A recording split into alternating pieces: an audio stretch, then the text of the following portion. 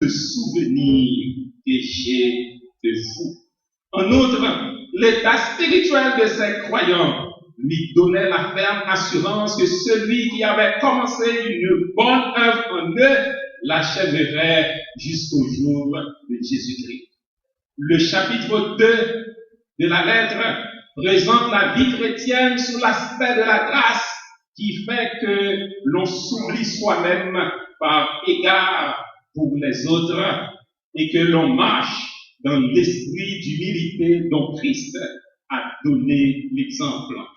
Dans le 3e chapitre de la lettre, l'accent est mis sur l'énergie de la vie chrétienne qui triomphe des dangers qui nous environnent, oublie les choses qui sont derrière et court droit au but qui est Jésus-Christ, notre objectif dans la gloire.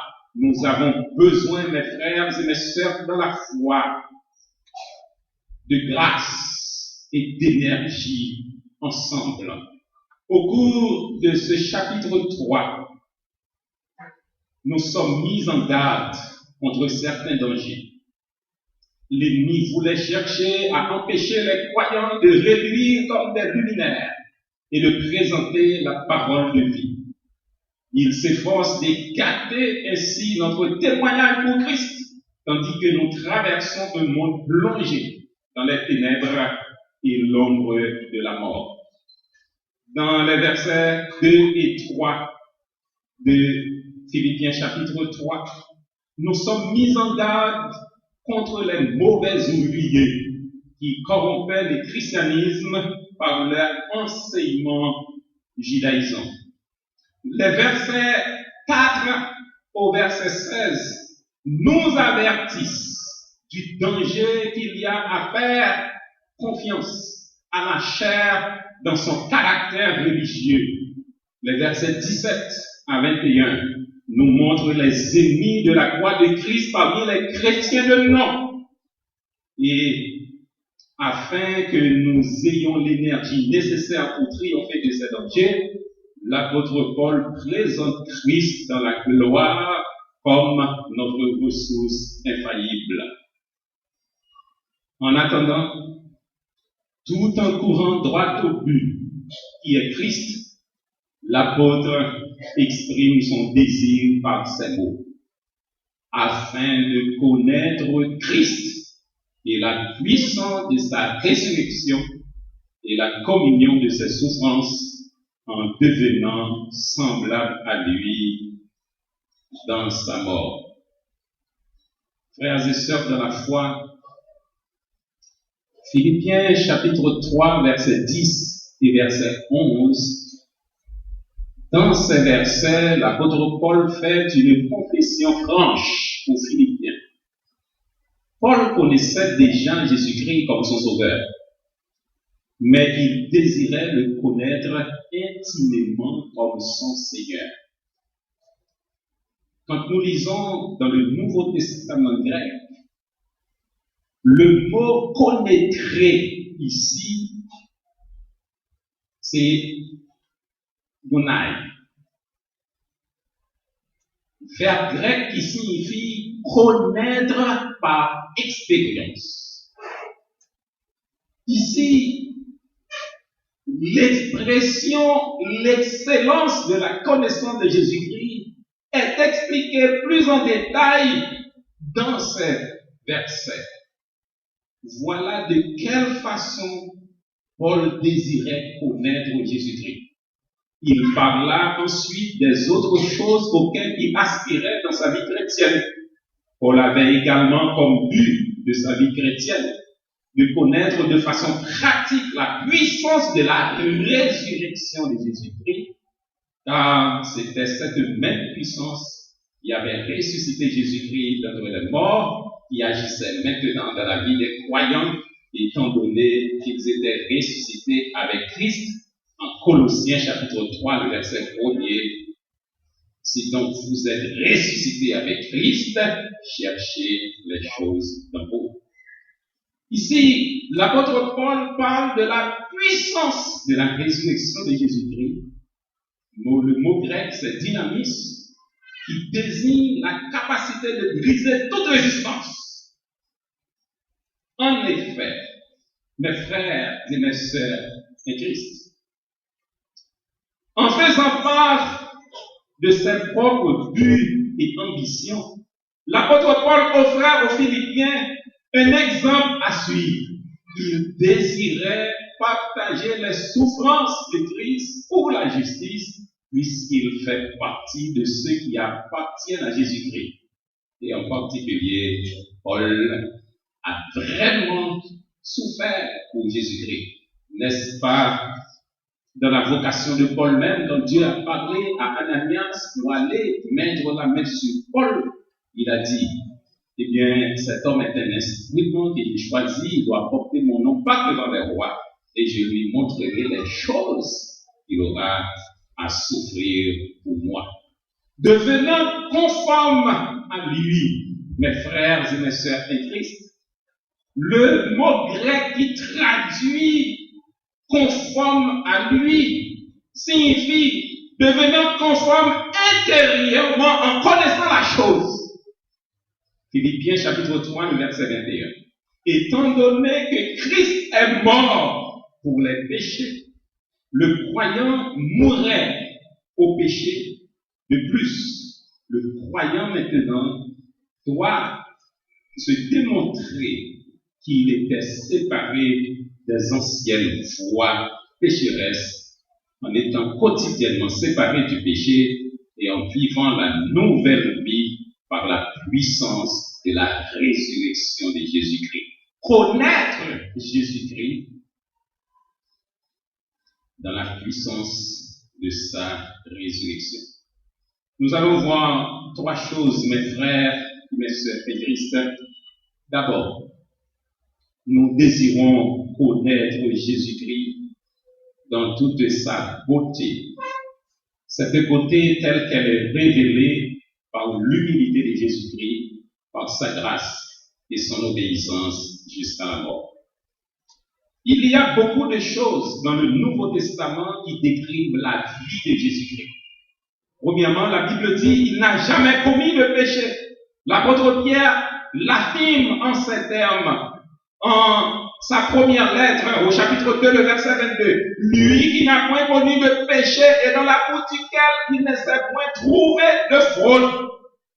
Et l'auteur de l'épître aux Hébreux, au chapitre 4, le verset 15, a déclaré, il a été tenté comme nous en toutes choses, sans commettre de péché.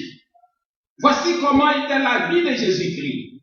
Il y a eu à travers les siècles, de par le monde, des hommes de bien, mais aucun n'était parfait. Un seul a été, c'est Jésus-Christ. Personne n'a pu prouver une chose mauvaise dans toute la vie de Jésus-Christ, si bien que Pilate n'a pu dire autre chose que je ne trouve point de crime en lui. Je me rappelle de ce pasteur qui annonça qu'il y aurait un service funèbre dans son église. Mais on a tellement annoncé le décès que tout le monde voulait assister aux funérailles, sans indiquer le nom de la personne décédée. La foule est venue, le cercueil était devant, avec des fleurs tout autour. Le pasteur n'a pas rendu hommage aux défunts, car en créole, nous dit on va parler mal mort, et on ne frappe pas quelqu'un quand il est pas terre.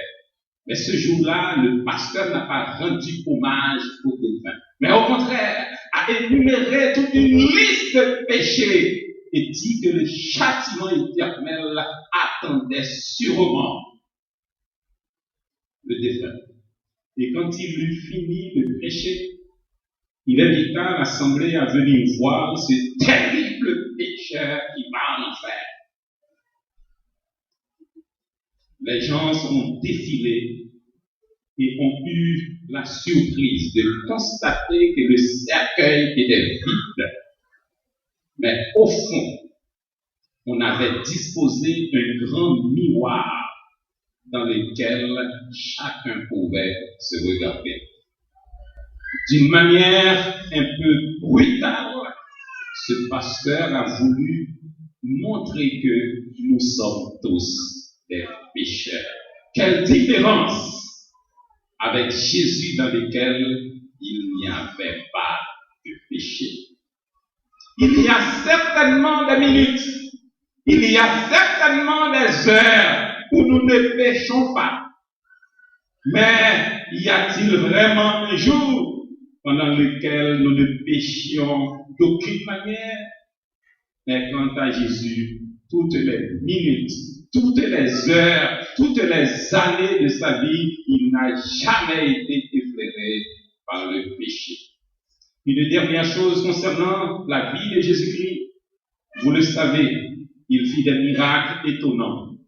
L'apôtre Jean dit dans son évangile, au chapitre 21, le verset 25, Jésus a fait encore beaucoup d'autres choses. Si on les écrivait en détail, je ne pense pas que le monde même puisse contenir les livres qu'on écrirait.